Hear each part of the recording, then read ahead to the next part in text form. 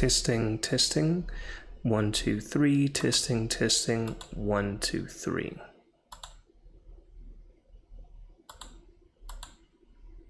Okay. Greetings, fellow brothers in humanity. We are back and we are doing this live stream.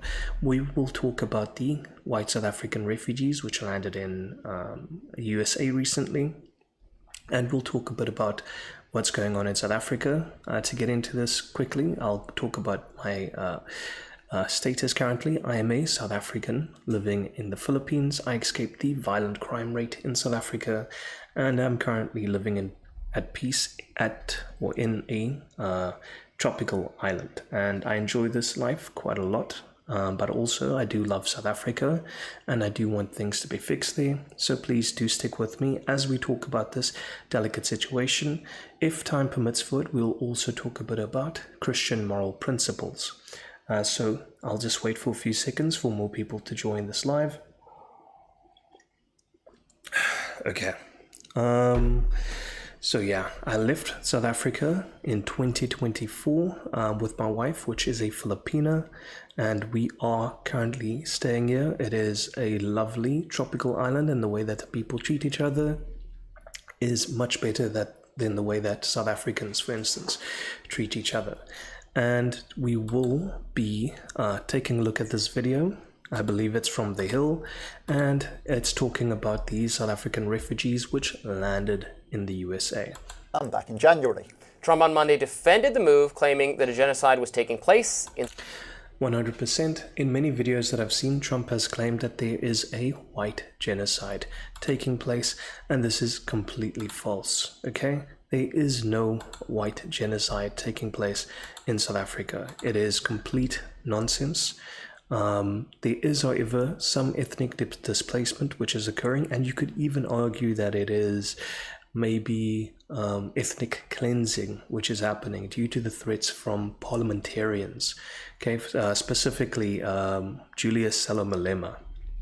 And he's been going to court for a few times to defend himself against these allegations, but come on, South Africa is a legislatively and institutionally racist country, and the people that are in positions of power within, for instance, controlling our laws, that are, for instance, in our government, they have the same mindset as him to some degree, and so they don't want him to actually go to prison. Okay, so just so we can understand each other, my internet bandwidth has dropped slightly, but we will continue doing this live stream. Okay, so something important to keep in mind is South Africa is an extremely racist and violent country, and it's that way due to the government. Individually, from person to person, South Africans are great people. Okay, we love each other. We don't just hate each other based on our skin tone, but it is something which the government uses to remain in power, and they've been doing so for the past 30 years. Now, a lot of the rallies that they've held, for instance, the ANC Youth League's rallies over the decades, EFF rallies, Black First Land First rallies, and even this new party in Kondo Wesizwe, which was started by the previous president that was impeached for corruption. His name is Jacob Zuma. Even they chant racist slogans, and they chant about shooting, for instance, the white Afrikaners. And this leads to spikes in farm attacks.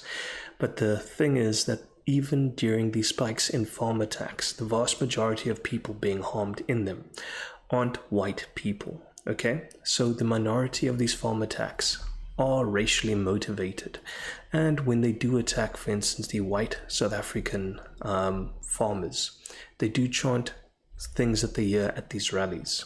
Okay, and so that is just the way that it is. It's not the majority of attacks, it's a minority of attacks. And the reason why I say South Africa is a racist country is because it's an institutionally racist country. We have over 120 laws in South Africa which discriminates against minorities.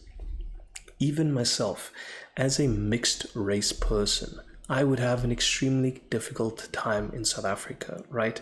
When it comes to moving up the ladder, just like many black South Africans as well.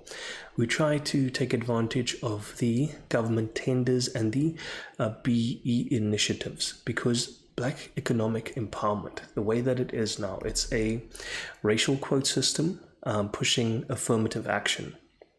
But what happened with BEE is, if you are not affiliated or tied to one of these elites in politics, right, for instance, a president or his family, it will be incredibly difficult for you to get a job in South Africa, or even to get a governmental contract, or to have access to governmental tenders.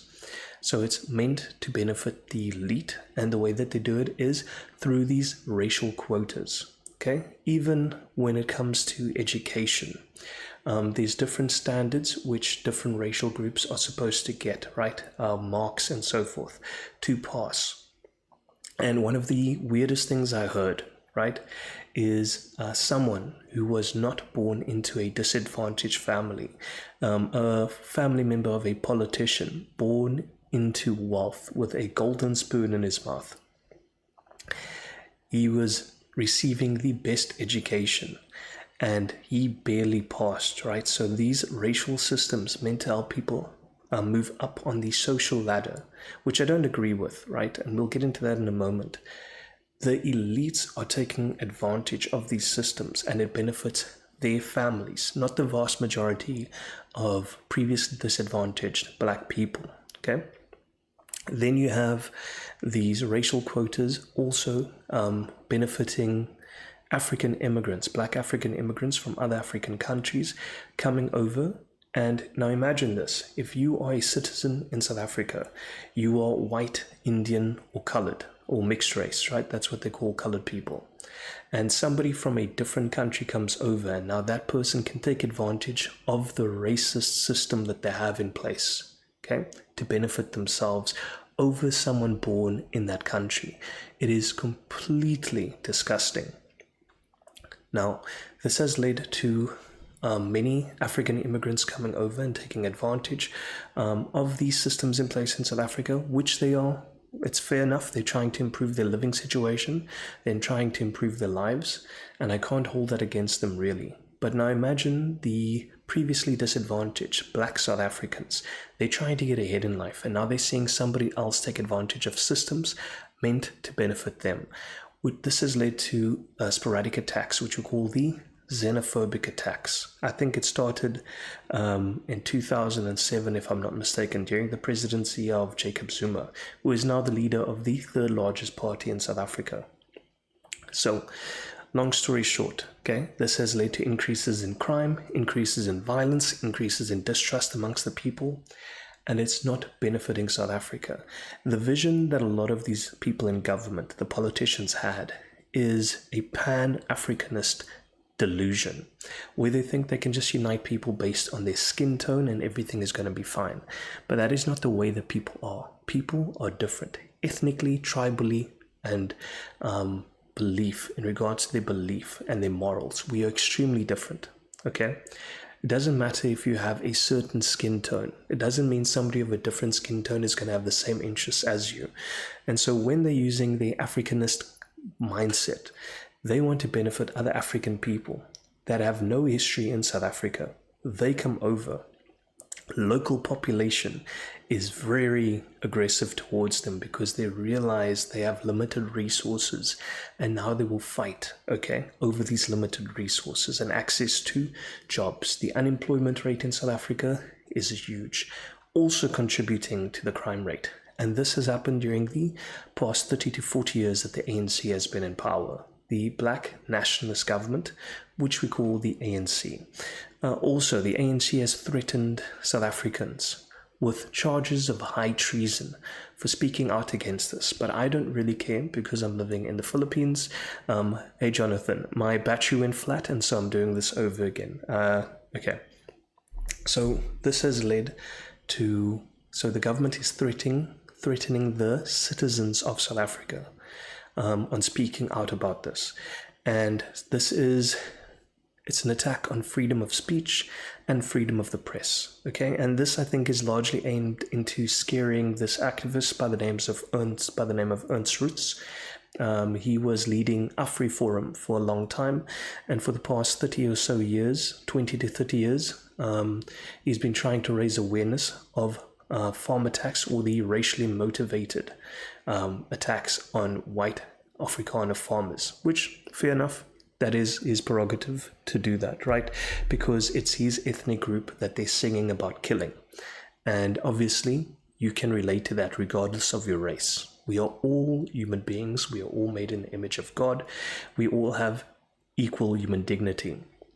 So when you see them dehumanize people in a stadium with thousands of people shouting this, and these people, okay, are what is this word? They're inciting violence against not only the minority of cases, which are violent, brutal, racist attacks on white Afrikaners, right? They're inciting violence on the workers and the employees that work on these farms. And the majority of the cases where these farm attacks happen, it is not white people being harmed, it's people, non-white people, black people, colored people, Indian people. They are the ones being harmed, right? By these racist people losing their minds singing at the rallies. And I've gone over this a few times. Some of the attackers, when they attack, for instance, white Afrikaners, or even the farms, right, where the employees are, they will chant the slogans that they hear at the rally. So you can't say it is not related. Whenever these rallies happen, they normally happen before an election. So on a run-up to elections, you can go to Wikipedia and check this out. Maybe I'll bring it up in a bit. You will see massive spikes in farm attacks and farm murders. So during an election year and before an election year, you will see a massive spike up. And this is due to all of these hate rallies that they have. And so the South African government has taken to lying about all of this, okay? So I want to make it clear. It is not just racism towards white Afrikaners, white people. It's against minorities. And the way that a lot of these Westerners, right, people in Europe and people in America, they view this is they have a mindset where they're used to seeing black people as a minority. In South Africa, the population of black people, they make about 80 to 90% of the population. It is not a monolith. It is different groups, different interests, different tribes, different ethnicities. It is people from different African countries and local black people. So it is not a monolith. And a lot of these people with this Pan-Africanist mindset, right? For instance, in the EFF, you have Julius Malema. And he was quite popular a while back. But the problem is he wanted open borders, okay? And imagine you are a black person in South Africa. You're struggling to get a job. You're struggling to feed your family. He wants to increase the competition, okay? And you make it harder for your family members to get jobs. And so the EFF lost a lot of votes in the last election, okay? And the more nationalistic Nkondo Sizwe, they gained power. Okay, so now they're the third largest party in South Africa with about 14% of the votes, and the ANC have about 40% of the votes. Because people in South Africa, they don't want this land expropriation without compensation nonsense. They want jobs, they want to increase their living standards. Okay, it is a pipe dream for citizens, right, to want to forcefully grab the land thinking it's going to go to them. Look at what happened in Zimbabwe, okay? In Zimbabwe, the party affiliates, the political elite, they got the farms, and those farms went to hell, okay? And so that is exactly what will happen here. Because look at BEE, it's benefiting the black elite that are linked and tied heavily in politics to the political class and to the leaders that we have in government. They are the ones that benefit from these systems that they put in place, not the previously disadvantaged and impoverished African people, black African people. I say black African because if a white person is born in Africa, he is a white African person. That is the mindset that that person should have. And so when Trump did this thing with this refugee, offering refugee status for white South Africans, it's not something that I approve of, because they should stay in their home, okay, their homeland, where they've been for the past 400 years, they and their ancestors. It is not a good thing to displace them, to take them into a foreign environment, into a different country. And now they have to start over again. Okay, they are not citizens when they get to the US. They are refugees. They're not going to work the best jobs. They're going to be laborers. Okay, and this is something that maybe a lot of white Afrikaners need to keep in mind. I know some people, okay, that aren't rich. Okay, they are born in families that are also struggling financially, and that probably makes up the majority of white people in South Africa. On average, white people are richer than, for instance, black and colored people. The wealthiest group in South Africa are Asians, particularly the Indians, okay? And maybe I'll talk about it this time, right, in this video, because I did talk about it a bit yesterday. They have a lot of hatred. The black nationalists have a lot of hatred towards Indian people because Indian people are doing incredibly well in South Africa, okay? So there's been attacks on Indian people. There's a lot of racism towards them.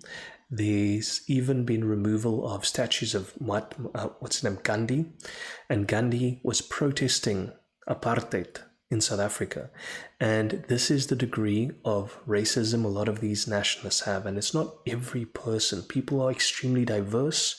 We are human beings. We have two eyes and we have a heart, okay? 1 in 4, greetings. Okay, I'm just going to check out my messages. Hey again, everyone. Hey, Jonathan. 1 in 4, hi, Clinton Barnes. Okay, greetings, 1 in 40. Okay, I'm just going to drink some coffee to get me a bit hyped up. It's about 10 o'clock or 10:30 in the Philippines currently. I left South Africa because it is a very violent country and I don't want to raise my daughter there.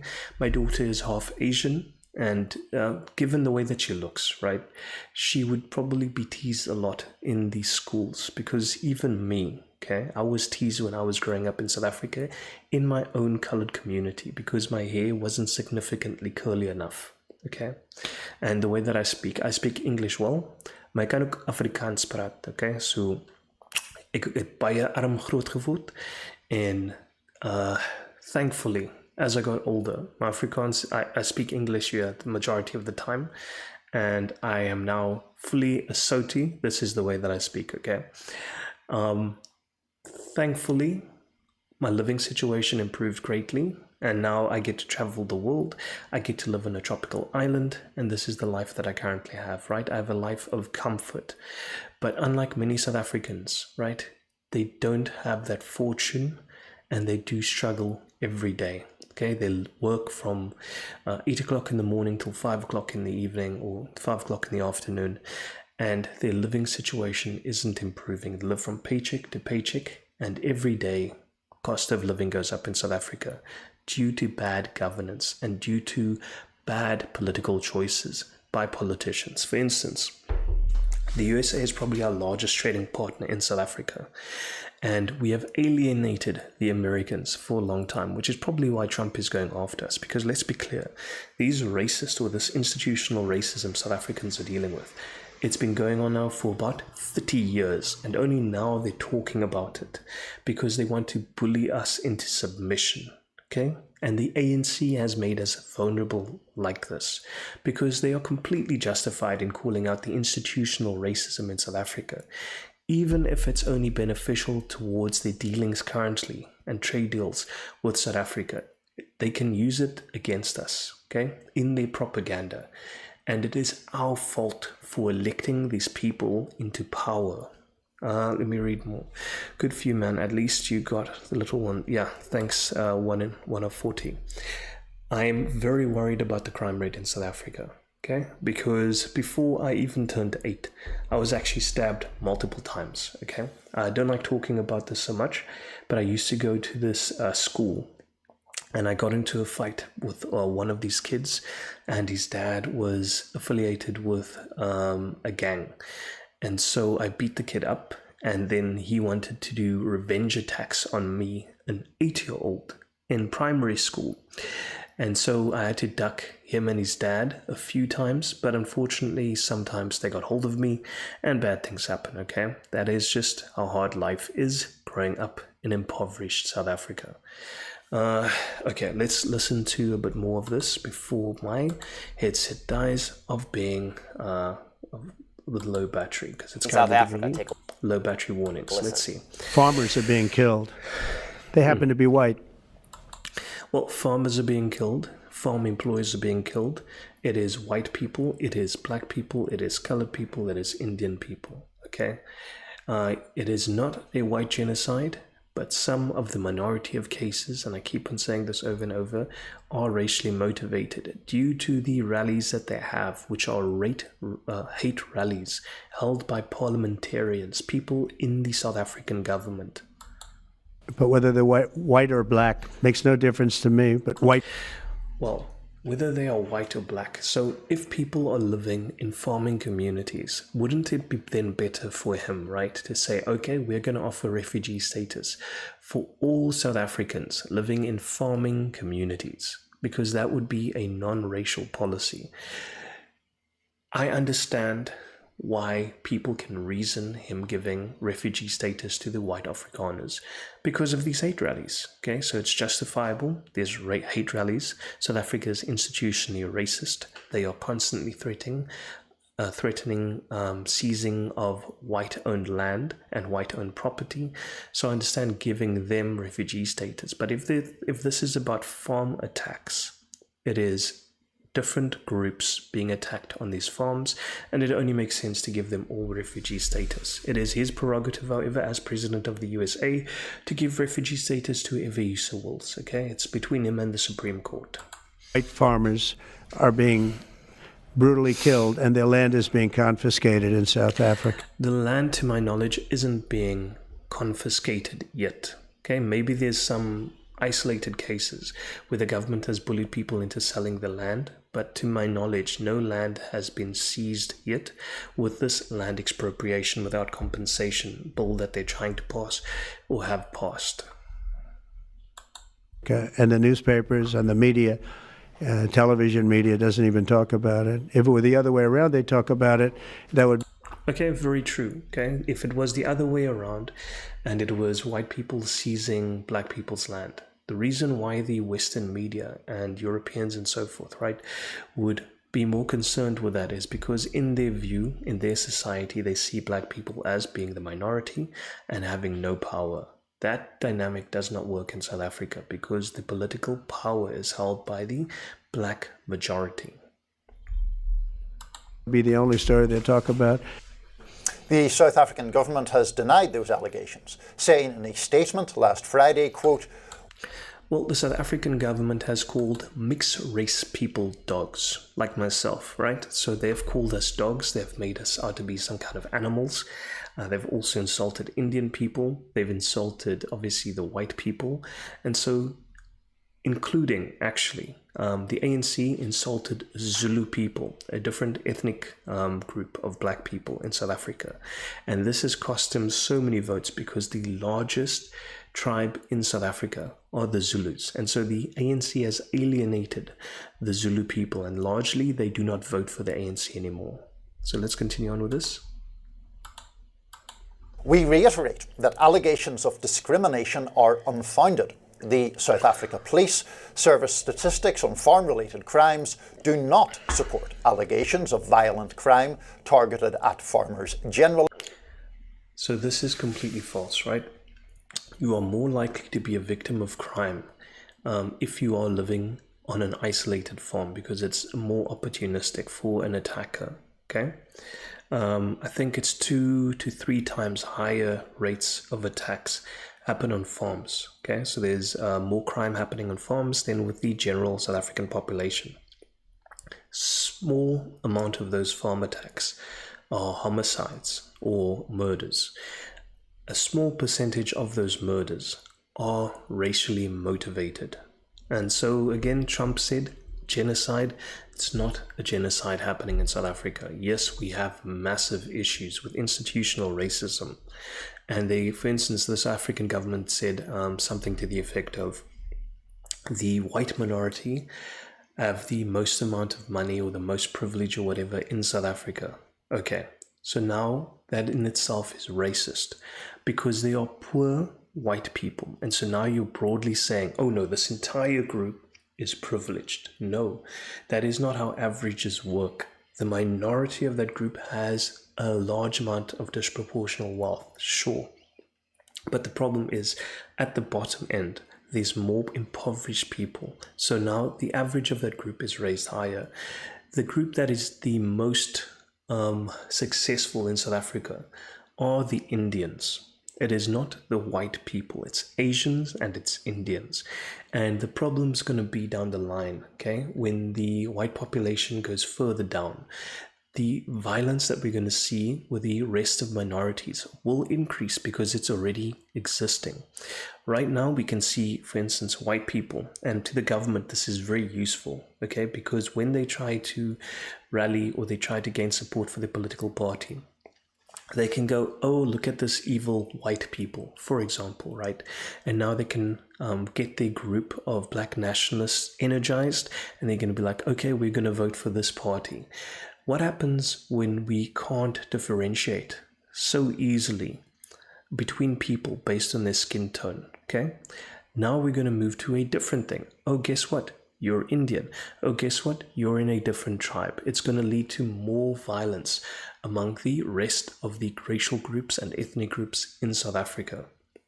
So the stupidest thing that they've done in South Africa is this corrective racism nonsense, because it doesn't remove hatred, okay? It just is going to keep on increasing, and it's going to keep on separating people. It's going to keep on increasing the hatred that people have towards each other. And the government has to do this to remain in power, because their policies are trash for the past 30 years. It has led to increased unemployment rates. It has led to energy crises. Money has gone missing. Billions and billions of dollars, not even South African rand, billions and billions of US dollars. Aid money, money to help us rebuild our infrastructure and our power grid. That money has gone missing, and they can't account for it. So what are they going to do now? They have to have a deflection in place, and that deflection is a race-based deflection, and it's disgusting what they're doing, okay? Because people, like I've said a million times before, are people. We are all made in the image of God, and they are attacking the human dignity of those people, just like the apartheid regime did, for instance, to minorities in South Africa. The majority of people, even born now in South Africa, they are not even, so the majority of people currently in South Africa, if I'm not mistaken, are under the age of 30. They have no knowledge of apartheid. They were not born during that time, okay? The majority of things that we even learn in apartheid, for me, I was born in the 80s, is from our schools, getting indoctrinated into what to believe, okay?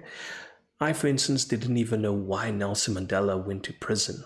I thought he was wrongfully arrested. No, he was suspected of an act of terrorism. The ANC were communists, or they are still communists. They had dealings with the Soviet Union. We weren't taught any of these things, right? We were just taught, no, they were the liberation movement. They were fighting for the rights of the disenfranchised people. They were fighting for the black people, the colored people, the Indian people, so that we can have equal access to jobs. And then down the line, I saw necklacing, right? Necklacing is when they put a tire around a person's neck and they burn him alive. And when I saw this necklacing happen, I'm like, okay, when did this start? Who started this nonsense? I saw a quote by Winnie Mandela, the previous President Nelson Mandela's wife or ex-wife. And when I saw this, right, I was so shocked. I'm going to bring it up now. Let's see if I can bring up the quote from Winnie Mandela.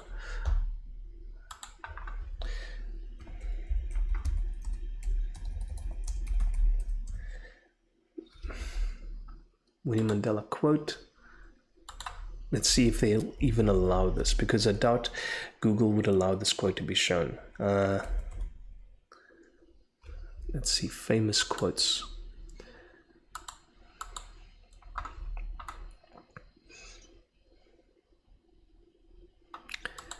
Necklacing. goodness, my spelling is terrible.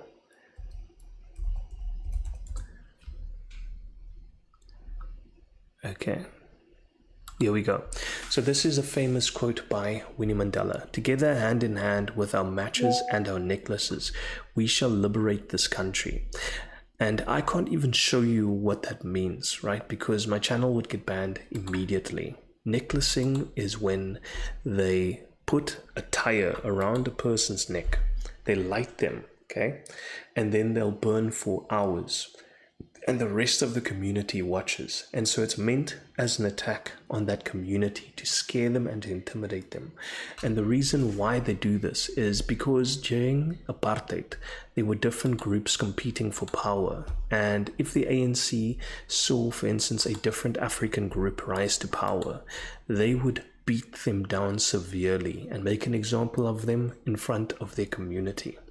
And this is unfortunately what we are doing, what they are trying to do with white people, in my opinion, right? They're trying to beat them down in front of everybody to scare the rest of the population into submitting to their will. So yeah, this is how this country has been going for the past few decades now, and it's not heading towards anywhere good, because eventually our economy is very strong in South Africa. Okay, but eventually it's all going to fall apart because we can't keep on enduring these bad policies and bad decisions made by the South African government. Okay, let's see if I've got any more messages. Good for you, at least I got out. Yes. Okay. So if you have any questions, feel free to ask them. I'm very hyped up on caffeine right now, so I will continue to read what these people have to say. Okay, so here we go. Or any particular race. Moreover, even if there are allegations of discrimination, it is our view that these do not meet the threshold of persecution required under domestic and international refugee law. So from the South African point of view, the parliamentarians saying this that are involved, right, in these rallies, or historically they've been involved in the rallies calling for the death of this ethnic group, right? They're saying, oh no, there's no racism. We don't see any racism here. Even if there is, it's not to the degree. Well, let's think about this. You don't decide that. The country that's offering refugee status, they're the ones deciding to offer the refugee status, right? To my knowledge, it's warranted because you can't go into a stadium to threaten to kill a different ethnic group, okay? In my mind, that already qualifies them to have refugee status. Then there's the institutional racism and the laws made against the minorities of South Africa. That should also, okay, give people the right to claim refugee status in other countries, because that is an institutionally racist country. So yeah, I don't think the energy crisis or the crime statistics that warrants refugee status, but I do think racist laws and threats of genocide, that does actually that should actually allow for them to claim refugee status, even though I don't want South Africans to leave South Africa. Even though I left South Africa due to the crime rate, I want South Africa to be fixed. I would love to return to South Africa to a time, right, where we have we don't have the severe level of crime that we have now. I would love to walk my daughter through the streets without worries that she'll get mugged or robbed or raped, okay? So these are things that we need to fix in the country. The rape statistics in South Africa are also shocking. Okay, so if they want to give refugee status, you should give refugee status to women as well, because the amount of violence against women in that country is crazy. Meanwhile, CNN had a fiery debate about this topic after one panelist suggested the white South Africans should go back to Germany. Watch this. So yeah, this is also something that touches on what happened to me growing up, right? I was actually told to go back to Holland or to go back to Germany or to go back to Europe. If you look at me, that is not somewhere where I belong, right? If you look at my appearance and if you think about indigenous populations, that is not a place where I would really fit in as an indigenous person. But this was told to me because I looked slightly different to the people saying it to me. Yes. part of that is that the people who are native to that land deserve their rightful land back. That is not what the Afrikaners actually want to have happen. That is what they are saying. Well, yes, it's not what anybody wants to be. Nobody wants to be a refugee in a different country. You're not a citizen of that country. The Afrikaners that's going to the USA, they're going to work as laborers. They're not going to be the owners of farms, and they're not going to have lavish lives. That is a pipe dream. They are better off in South Africa without people discriminating against them, institutionally and legislatively. Is discrimination. If the Afrikaners don't actually like the land, they can leave that country. They are. They're leaving. No, they can These leave refugees and go. are coming here. They can actually leave. So people could actually even say this about black people and other minorities living in Europe. Hey, why don't you go back to fill in the blank, okay? Why don't you go back to Africa? Why don't you go back to Asia? Why don't you go back to whatever other country, right? You're indigenous too. So she doesn't understand it also applies to her, okay? Because black people and white people aren't indigenous to to America. So this is, I think she doesn't have a lot of self-awareness when saying that. And also the white population in South Africa, they can trace their roots back to about 400 years. I believe many Americans can't even go back that far. Even go to where their native land is, which is probably Germany. Are you against them coming here? Holland, probably. They don't have citizenship in Holland. They don't have citizenship in Germany, okay? So it makes no sense to chase them out of a country where there are citizens, they are natives. Holland. I love Monday.com. Oh, no. What's Monday.com? You don't know Monday.com? This is Monday.com. Supposed to go back to Germany. I wanted to play that clip to show that some of the incoherence here on the, like, everybody go back to where they came from, which I thought... I'm glad that guy gets it, right? It's such a racist thing for people to say, and it's completely normal for her to say that because the level of accountability that minorities have in the USA, there's lower expectations, and it's racism of low expectations. It thinks the trust me bro argument still works in the rest of the world. Yes. The ANC thinks the trust me bro argument still works because they believe that they have credibility. And the reason for this is due to the rest of the world, or the Western world, being largely left-wing. Even CNN and other media houses, right? They are still majority left-wing, and they have a certain view of the world, which is influenced heavily by socialism. And so when they see, for instance, the disenfranchised black people in South Africa, they think that of that entire group, okay? They don't think that there's wealthy people that's benefiting from a corrupt system. They don't really put that to the forefront of their minds. What they are doing is they are painting a brush over all of us. These white people are up here, the black people are down here. They don't see that there are poor black people and there are poor white people that have more in common with each other in struggle than the elites. And that is a massive issue. Okay, I think my headphones have died now, so I'm just gonna finish reading my messages here, and then I'm gonna call it a day. Let's see if it still picks up, and then we can continue with this live stream. I wasn't that prepared for this live stream because my laptop died in the previous attempt, and now my headphones are about to die here. This is why I actually prefer using plugins. Okay, where is this? Let's see what they have to say here.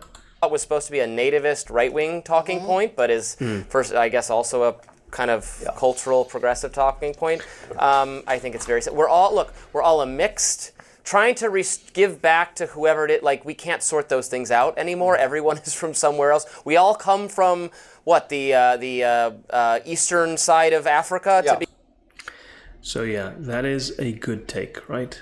We are all from somewhere else historically, and even the tribes currently living in South Africa, the Black African tribes, their ancestors migrated to the land, just like 400 years ago the Dutch and these other groups migrated into South Africa.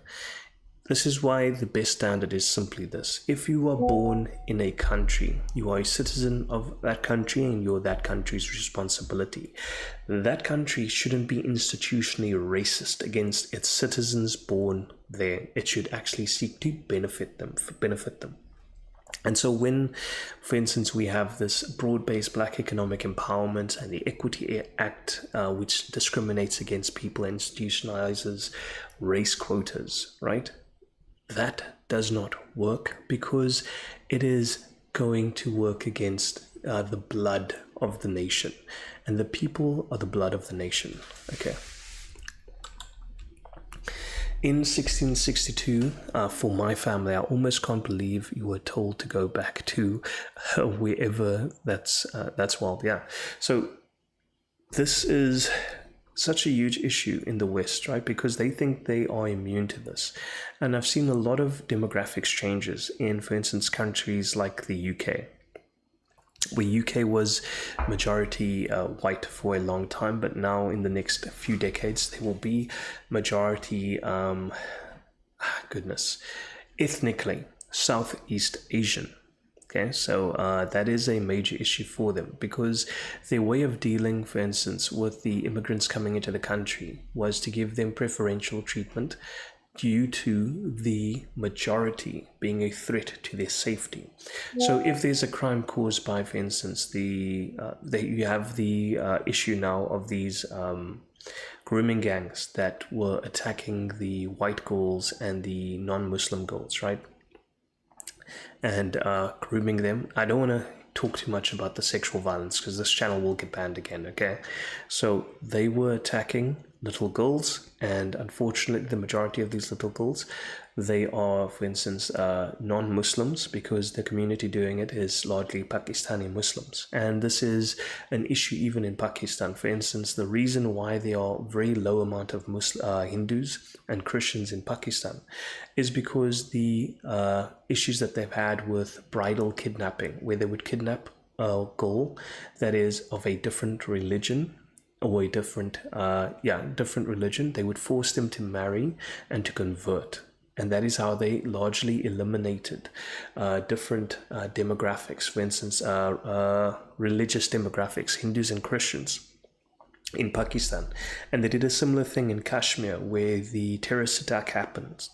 So they're also doing it in Balochistan, which is part of Pakistan, where the Balochistan people have ties to the Middle East, okay? Ethnically, they are mixed with different groups like the Iranians, so forth, and now they don't see themselves as being part of Pakistan.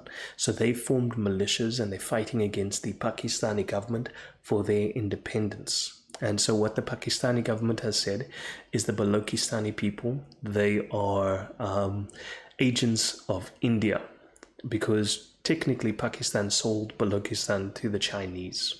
So yeah. Okay. UK seems to be noticing their mistake. Well, it's way too late for that. They have a very low birth rate. It's already far too late for the UK. For France as well, I believe almost 10 years ago, they thought they ran this idea around about starting a small Islamic state, right? For people, for the radicals, so that they don't attack the rest of France. Because if you remember, there were a lot of terrorist attacks from ISIS and all these other groups. And there's a lot of isolated communities.